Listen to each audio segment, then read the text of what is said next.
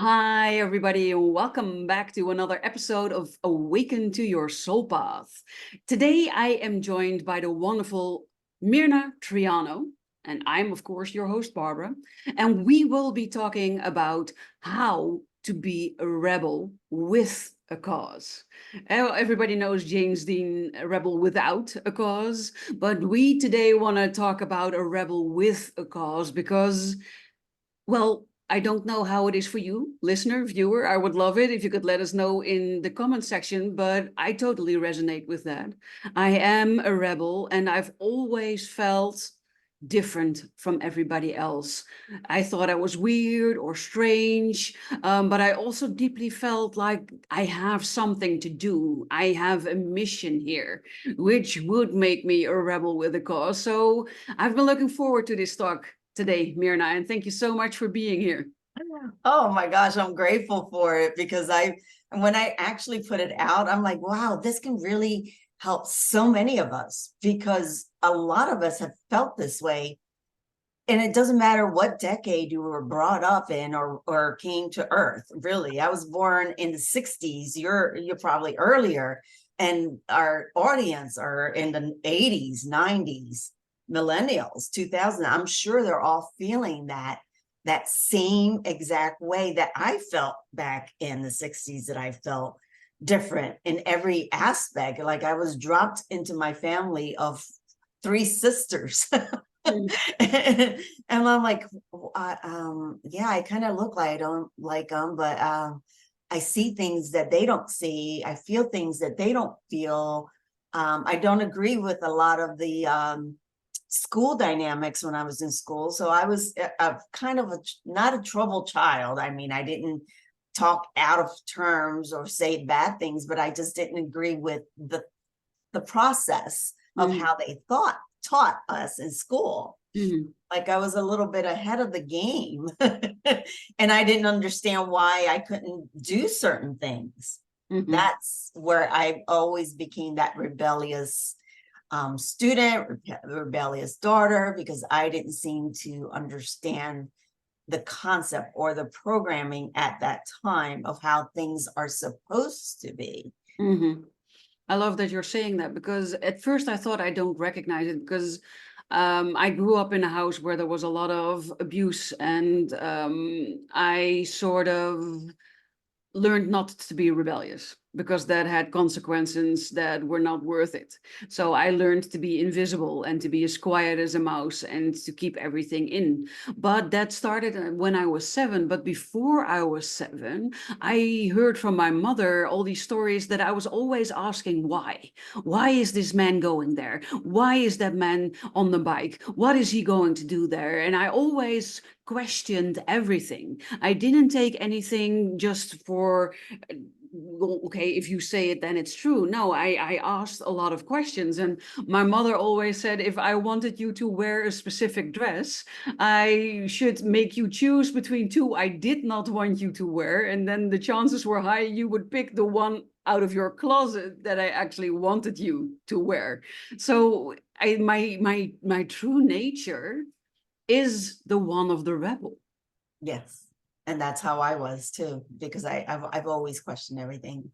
And when I was it's funny how you said 7 and 6 years old. It was me after 7 years old when we came from the States. So we lived in Puerto Rico and I went to school in Puerto Rico. I was fine there. I did well, accelerated, honors, the whole 9 years. But when we came to the state, the schooling system was totally different. And they put me in a Catholic school system where talk about strictness and rules and regimens. That was literally the worst place to put someone like me in, because I did question everything that they were teaching us. And if I did my pencils outside the line, I would get rulered on my knuckles or put in a corner. And I felt like, so what's the right word to say? I felt literally misplaced. Like I wasn't heard from my family because it didn't work for me. And I wasn't heard from people we were supposed to be taught by as well, because you're just Similar. supposed to shut down and listen, and this is the way. And I'm like, no, there's different ways and avenues to connect and teach people. Mhm. Yes, I have similar experiences. Catholicism is not the number one religion in the Netherlands. It's Christianity. So I Right. went to a Christian school. But I think it's all similar. And I'm sorry for people who offends this, but that's my thinking. And it came down to a lot of rules, Bible studies and things. And Bible studies, for instance, I always questioned why. Why do we believe something that's written down more than 100 years after that, when it actually happened, right? I always say, when you put a group of people in a circle and you have like 30 people, and Yeah. I tell my right hand neighbor a story, and the assignment is repeat it exactly to your neighbor and have that go around the circle. By the time on this side it comes back to me, it's a different story than what I told here. And that's what happened, because the Bible wasn't written when it was happening. It was firstly stories that got told before they were finally written down. So who tells me that what's written down actually happened? That's true. I Yeah. was rebellious in the sense that I didn't take it in like you were supposed to. Right. And then the thing, ironic thing is I was kicked out of Catholic school in second and third grade, and my sister was with me. And that's because I questioned why you teach about marriage, but then you are a nun and a priest and you guys can't have children. So that was my exit out of second grade and third grade, because my sister was second and I was in third. Mhm, And then they put us in a public school system, which I did do a lot better, mhm. because it wasn't, I mean, yeah, you go in at a certain time and you go to English and you go to Spanish, whatever, but it wasn't the biblical side that you had to learn the theology part besides the math, the English, the science, and Yeah. so forth. Yeah, I also went to a public school for high school. So lower school I did in the Christian school, and then for middle school or high school I went to a public school, and that was a huge difference. It was indeed a lot less strict. There was more attention for the individuality of the child. Yes. And I was always a child that was outside of everything, because where I went to school, you were basically divided into two camps. You were either the pretty girls with the makeup and the boyfriends who usually do not have very high grades, or you had the nerdy nerds, right? The study children who didn't do anything with their appearance, usually wore glasses, and had very high grades. And That's me, the nerdy. I was in between. I had the high grades, but I also had a boyfriend. Okay. So I wasn't part of the nerdy nerds because I didn't look like a nerdy nerd and I had a boyfriend, but I had the grades. And I wasn't a part of the other group because I might look like them and might have the boyfriend, but I had very high grades. So I was always in between people. Oh, And wow.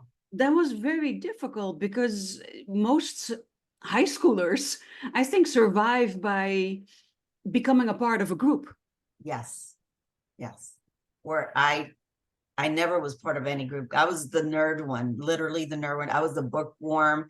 I had the teachers protect me because they knew my Q levels were very high, and they knew that I came to school for school, not for the social part of it. And that went right through high school, and from high school I went to I did very well there, and I never saw people with colors or ethnicities. And Mhm. I went to an urban school where you're slammed with all kinds of people, literally. And I never saw that. I never, I never judged that you were a certain color or a certain culture or anything. I just embraced you. I always said hi. And, but I was the nerd, so they will walk away. I never wore the trendy clothes because we couldn't afford the trendy clothes No, same here. at all. My father was the one that worked, and he raising so many children, and my mom stayed at home. So it was hard for us to have anything trendy or feel trendy. I didn't even go to the high school prom either. I chose not to. I'm the only girl in my family, so I got to wear my nephew's clothes. Oh, wow. Yeah, so not even girl clothes, but my nephew's clothes. Or my mother would sew something herself. She would get a fabric for cheap somewhere on the marketplace and then make something for me, which I think she made really good clothes. But then you were the clothes, the self-made clothes girl, and they Right. also made fun. So everything that was popular in my time, it was Nikes and Oh, yeah. Levi's. Yeah. And if you were not wearing them, you were not part of the cool kids or the cool Right. crowd. Yeah. And isn't that an age that's so impressionable for us? That age Yes. bracket it gives you that either jump that you will be very boosted with self-esteem, Mhm. or it can literally nosedive you. Yes, exactly. I think we are very dependent on outside confirmation to measure our own worth. So when I am liked, when I'm part of a cool gang and I'm accepted by the cool kids, then I've sort of made it, right? I am popular, I'm one of the cool kids, and Right. I matter, I count, I'm enough. I think that our enoughness is also tied into this. And Yes. when you are the outsider, the misfit, the weird one, the different one, the one with the homemade clothes or the one with the dollar store clothes, Yeah. then they make fun of you and they make you feel like you are not okay the way you are. And that you either should be ashamed of yourself or that you're not worthy. Right. Not worthy and all that. Yeah. And that was very huge for me, especially when once I got to college, I went to the Church of Jesus Christ of Latter-day Saints College. So it's a Mormon college. Mhm. Once I left the East Coast and took a stab of being on my own by myself, even though it was still, church related or religion related, I finally felt a sense of empowerment, even though it was still Mormon culture and you had to go to Mormon classes. I felt empowered, and I was put in a dorm with 6 other girls. Mhm. Talk about lump sum dealing with so many multiple personalities, but I got along great with all of them. I got along with the rich Texas girl that had everything. I got along with the girl from New York who had a very thick accent and people didn't understand her. Mhm. And then I got along with 3 people from the South region, South of America that had the little twang and everything. Mhm. And I finally felt my worth, my peace. I was different in a whole big school of so many Mormons coming from all different locations, Mhm. but I was able to pick the curriculum that made me soar. So what made me soar was joining the dance team, the international dance team. Mhm. No dance experience, but I love to dance. And I got in and I was like, what? I actually got in. And I didn't do it in high school, Yeah. but it was the most wonderful feeling of acceptance. Like I wasn't trained like all those other people were. And I wasn't, popular with that. And here I am just coming from the East Coast to a whole new school, whole new adventure. And I felt like me. I Mhm. felt appreciated with me. And the classes were easy. The theology was okay. I mean, I didn't like it, but I did it and passed it, did well. And that's where I sowed my oats. I'm like, oh my goodness, I can be myself. Mhm. And I went to all the dances, whether they were part of the international ballroom thing or not. Um, but my curricular was business administration, which was Mhm. boring, but I had the part of the dancing, which was the Mhm. best outlet for me, the performer, the Yeah. the movement, the freedom. And I love that you're we sharing that. yeah, we could have won. Our team could have won the first place, but I had my partner had mono, and we and our team we came in third place. Mhm. So that is my like highlight story of my entire life of feeling like I'm being fit in, and Mhm. met so many people, met people of various ranks, like rich kids, and then lower kids. And then I always like made a bridge for both of them. to get along. So I had like that knack that I accepted them as well as the ones that were nerds or weren't, following the flow of that era at the time of the 80s, and I always made people feel welcome. That was my gift. And now I finally realized that the rebel with the cause was me being the bridge of bringing people who were nerdy and people who were trendy or rich into acceptance, accepting people where they're at. I love that because I think we are in a unique position to do things like that because we know what it's like to be the outsider. We know what it's like to be the misfit. We know what it's like to be the one that people pick on or the one that people see as less than or not worthy enough or any of those things. While Right. at the same time, we are still who we are. We've not let it negatively impact us. We've not let us be dragged down. Sure, there have probably been moments Oh, where we were down. There have been lots of moments for me when I was down. I was just talking about it in my community solutions today. That there were moments where it's not that I wanted to die, but there were definitely moments that I didn't want to live anymore yes. because of how outside-ish you are, of how weird you're feeling compared to other people. But it's not in our nature. We are someone that has this huge capacity of loving, of caring, of being there for people. So even when people treat us very shitly, we tend to give them a second chance and often a third chance and sometimes even a fourth chance until we learn that usually people don't deserve more than two. But that's a whole different story. But we are born mediators. We Yeah. are born to be the Thank you. in-between bridge, the one that's able to go from both sides. We are naturally inclined to be able to put ourselves in other people's shoes, to understand where they are coming from, why their opinion is the way they are thinking. It might not be our opinion, we might not agree with it, but we do understand where they are coming from and we are able to shift, which Right. most people can't.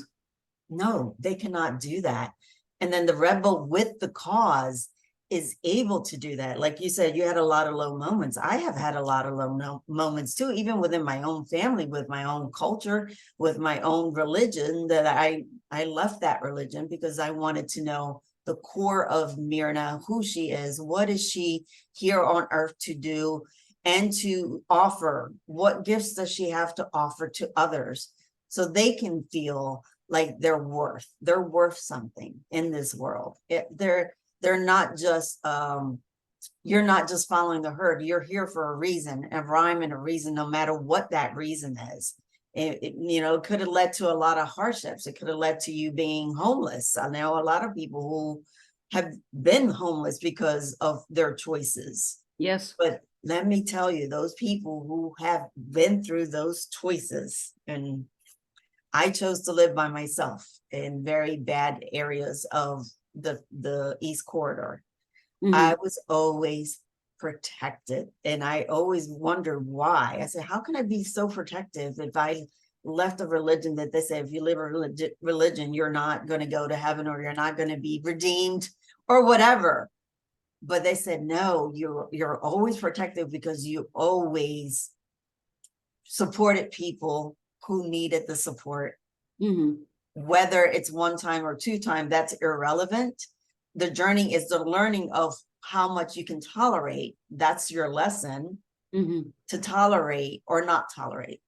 And from then you can help people who were put away, maybe from drugs or anything, but I never had a drug issue or alcohol issue at all. It's just I was more empathetic with why it went there, or Yes. how it got there for them. And Yeah, I get what you mean. Because for the sensitive people, the empath people, the highly sensitive people, the spiritual people, you know who I'm talking about. yes, We tend to have a tendency towards addiction. And that usually happens because we want to flee this world that's been so mean. We want to flee the reality that is making us unhappy. We want to flee the reality that tells us that we are not accepted and that we have almost or no friends, which is a sad reality for a lot of us. And we also want to flee from the sheer overwhelm that the world provides us, the sounds, the smells, the everything, the energies, the unhappiness of people. We feel it all, and addiction is a form of shutting that out for a while. So many of us fall a victim to an addiction of one kind. I haven't fallen addicted to that, but I think I went into the self-harm category, where you are just so harsh to yourself, Yes, where you are so, nobody has to punish you because nobody punishes you harder than you do yourself constantly. yes. That's the addiction that I fell into. Like the the worst way of talking to myself of how I am. And I did become depressed and do have anxiety because of that. And now that we're so open to all this stuff, which is so awesome that you're doing this and you're getting this out there, that everyone's talking about self-talk. Everyone's talking about even not just self-talk, it's also cellular, in the cellular level of your Yes. core DNA. Yeah. It makes you younger, it makes you youthful if you speak that you are a creator, you are valuable. What you say does mean something to someone at that particular moment or that particular time or that particular scenario. Yes. Even being still within yourself, you're also receiving what Mm. you are seeing as well. Observation is also a gift. Yes. What you're talking about is the epigenetics, the study of the influence of our thoughts on us on a cellular level. And what they have proven with scientific research is that, well, you literally are what you think. So they've shown that if you think you are getting fat when you eat certain foods or fat when you eat at certain times, then it's not the food or the time that's making you fat. It's the fact that you think you will get fat by eating such foods or at that time. It's those thoughts, and I love that they've shown that the truth of that with science, because that also means that we are not a victim. We are Yes. not the victim of our upbringing, or we don't have to be. It could be that we've had some bad bumps because of our upbringing and that we need to overcome certain things, but we have the power to overcome it. We cannot say, oh, it's just bad genes, or, oh, yeah, this is what's been handed down from generation to generation. That might be true, but it can stop there. If you choose consciously with your mind to have a different belief system, to think different thoughts, then that will change. You can literally think yourself thin. You can think yourself healthy. Yes. I saw this Yes. story of this woman that was diagnosed with cancer, and they told her she didn't have long to live and that it was beyond their ability to do something with it. So chemo was out of the question, radiation was out of the question, and it was just a matter of weeks before she would no longer be on this planet. And she thought, well, that's your opinion, I don't agree. And she started radical self-care in that period. She quit her job because it was not feeding her soul, it was not giving her Exactly. energy, and she decided to go on walks in nature every day as far as her health permitted her to. She sat outside in the sunshine any time she had a moment to do so, and every day she took a bath, and she imagined herself to be cleansed inside and out Wow. by the bath water, and I'm that getting by chills. basking in the bath water, the cancer cells would be sucked out, because there are only three ways in which things can leave the body. It's either peeing, pooping, or sweating, so through the pores, and that's Yeah. what happens with the bathtub. So she imagined that everything got sucked out of the water by the salt that she put in the water, the special baths that she was doing with herself, and that then all the negative cells and the bad cells and everything went down the drain with the bath water. And she visualized it happening. She visualized this stream that sort of swept everything up and then exited her. And when she got to the doctor 4 weeks later, they were not only surprised that she was still alive, they couldn't find a trace of the cancer left when they did scans. Wow. See, you are such a powerful being. Your words are magical. Yeah. If you choose them to be magical, Yes. they can elevate every cellular structure. When I speak to my clients now, I said that your voice is actually the megaphone for your internal body, for your blood cells, for the blood flow, for the ligaments, for your heart, for your organs. So every time you say, oh, I have a headache, well, you're actually emanating it. Mm-hmm. You're actually fulfilling it to be here, because your voice is the amplifier. So it's no different that you go to a concert and you love to go to a concert, and that music, that euphoric music that's pounding and moving, is making you feel good, right? And then there's other musics that makes you guys feel like you just want to go out there and kick ass or do something drastic that you shouldn't be doing. Yes. It's the same as your voice. Your voice can heal yourself, your vision, your imagination. And I had clients that say, I can't visualize things. I said, okay, so let's go, let's take a step back and let's find a way that you can feel this within your core.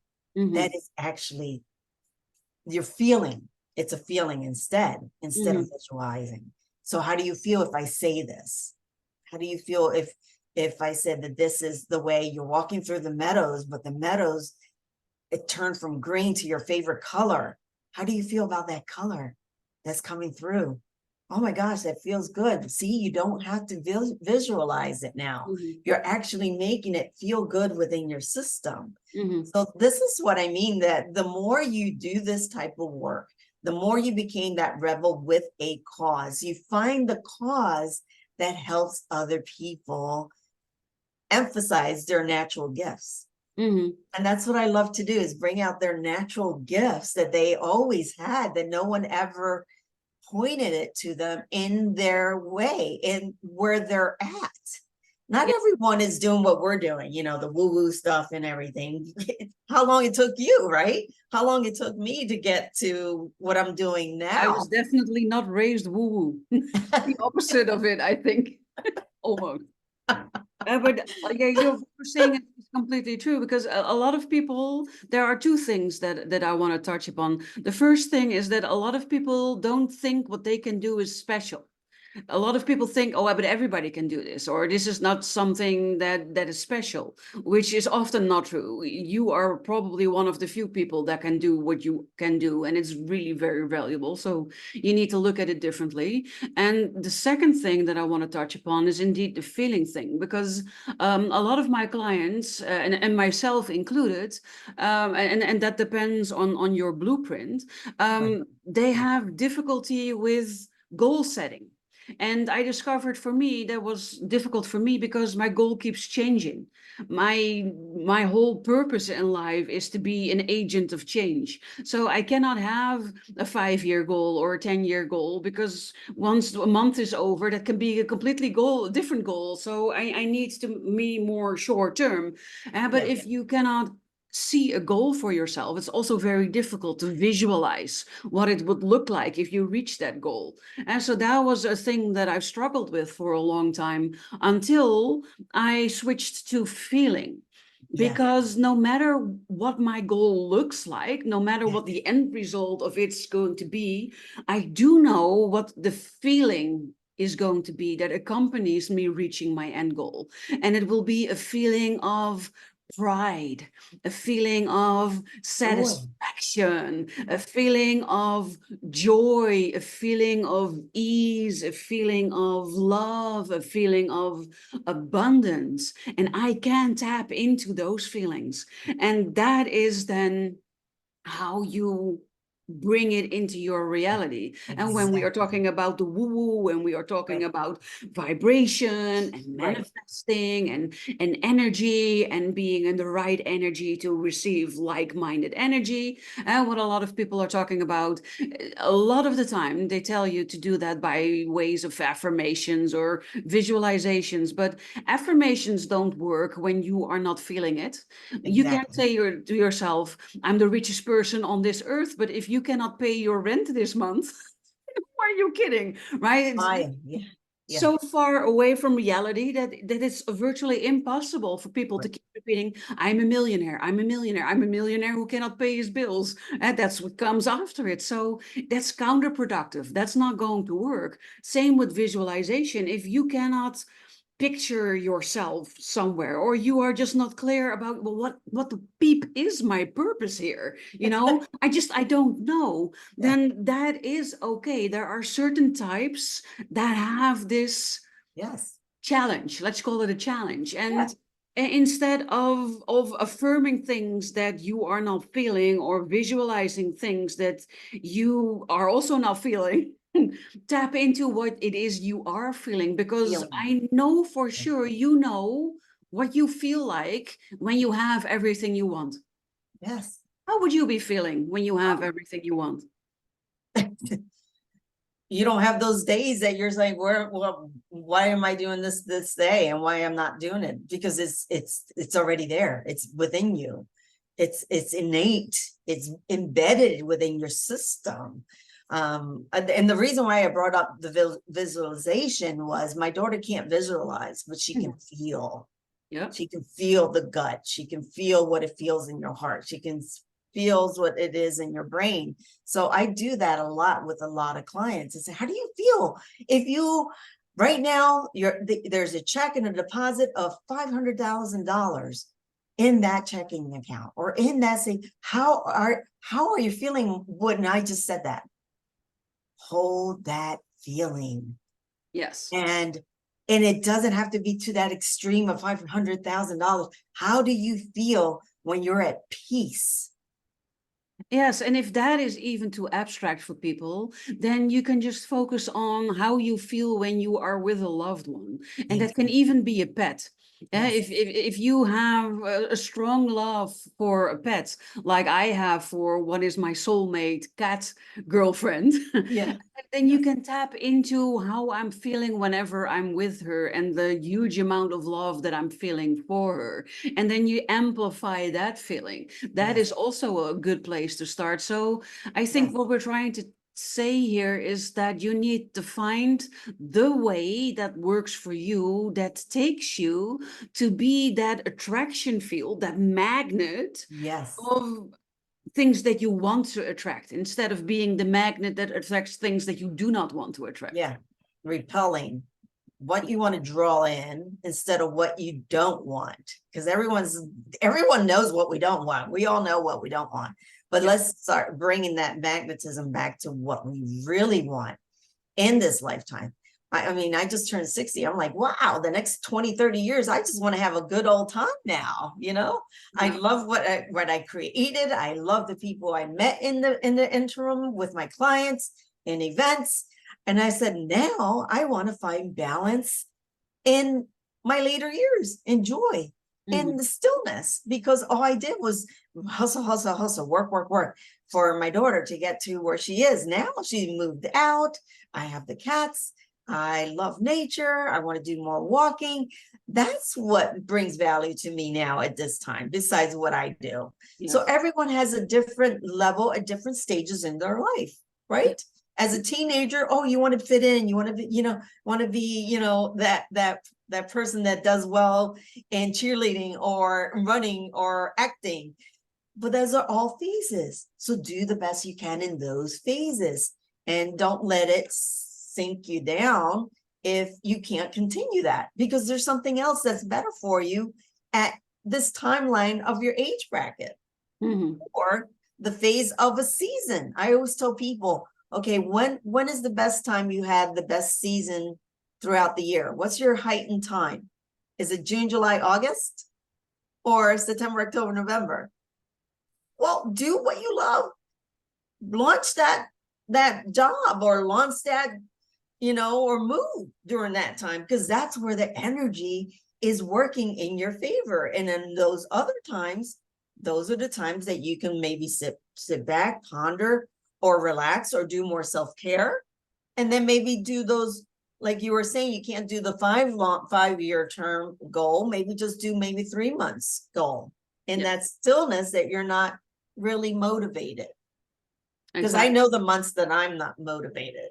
So I do work well with the months that I do know that I do so well. And it's always the spring and it's always the fall for me. Yes, because in the summer I want to enjoy the weather and be lazy, and in the winter I feel like a hibernating bear that has trouble leaving the cave. Oh, it is. I do hibernate in the winter, I really do. And I do evaluate what I did well in the fall and what I did well in the spring. So it's a great strategy that we can like reprogram ourselves to work in the seasons that heightens you. Yes, but not only the seasons, also the hours that work well for you. Because when I first started out as an entrepreneur, I thought I needed to work from 9 to 5, basically, because every business, every time I had a job, it was a 9 to 5 job. So I thought businesses work from 9 to 5, but I am not a 9 to 5 person.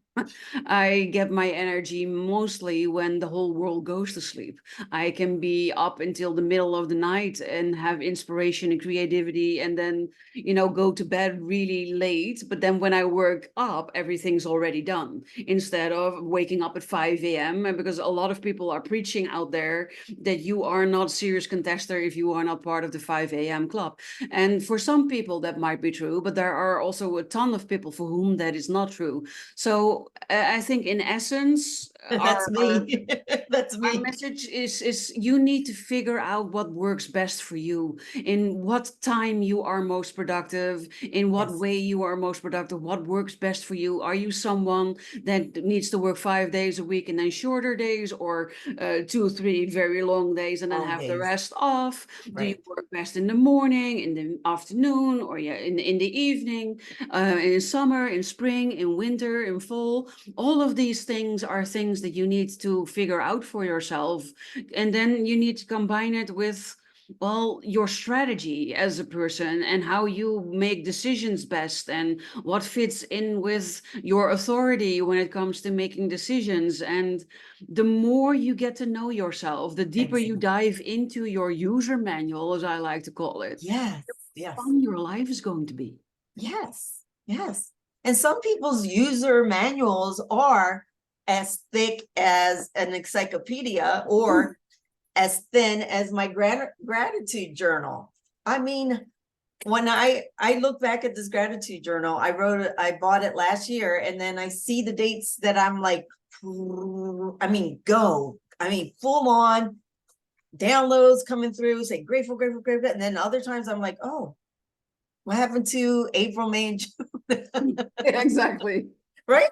So that's also something I had to learn, right? That most people say you need to do it every day and that you need to be consistent. And for some people that might work, but I am not one of those people, because as soon as it becomes, oh, I have to do this today, I must do this today, then it sucks all the fun out of it. So I've learned to trust in my natural flow in these things. And I do it whenever I feel called to it, and there is a regularity to it. And most people think, well, if you don't do it regularly, then you will forget and you will stop doing it. That doesn't have to be the case. It really depends on how it works for you. So you need to figure out how it works for you. Yes. And that's why we feel like it's a rebel when it's something that, oh, you have to do this every day. Oh, you have to do a walk every day. Yes. Oh, you have to exercise every day. Well, Meditate every day. you become a rebel. And so you're not living your purpose. So you're not living for your cause.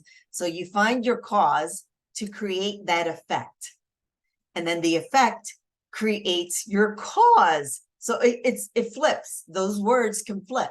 The Yes. cause creates your effect, and the effect causes the outcome. I agree Yeah. completely. So I've been really loving our talk, and I can imagine that our viewers, our listeners have been loving the talk too. So I would love to ask you, viewers, listeners, if you could share your biggest insight or your greatest takeaway of today's talk with us in a comment below this video. And if you are already doing that, maybe you could also consider subscribing to the channel so you'll never miss another video again.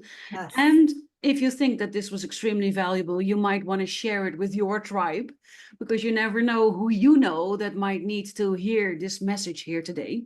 So I can also imagine that you would like to know, well, how can I reach Myrna? Where can I find her? So how can people reach you best?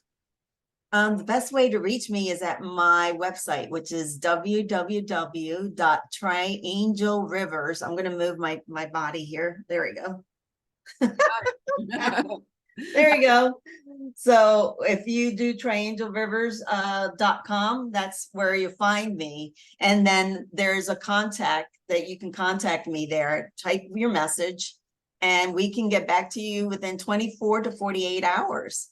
And we can connect that way. I'm on YouTube, I'm on Facebook, and I'm also on TikTok as well. So those are all my go-tos that you can connect with me. And I look forward to your feedback too. Like hop on down here, comment to Barbara, the Soul Igniter. She's amazing. All her YouTube videos I've been watching.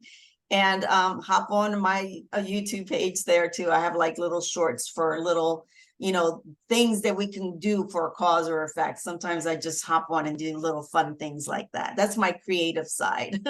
I love it. Yes, that's a part of being a rebel with a cause as well, being extremely creative.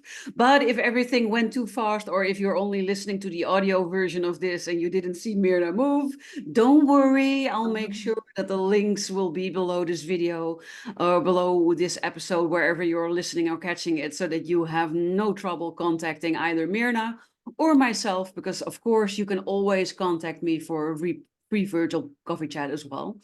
Awesome. Yeah, it's been really great talking about this. I think a lot of people will identify with this and recognize a lot of these things that we talked about. And I thought our talk was extremely valuable. So thank you for being here, Myrna, today. Thank you for talking about this topic with me. And you, viewer, listener, thank you for your ongoing support for the show, for always liking, commenting, and sharing, and for showing up every time a new video releases. Thank you so much. Thank you. It was my honor. I enjoyed it. Thank you so much, Barbara.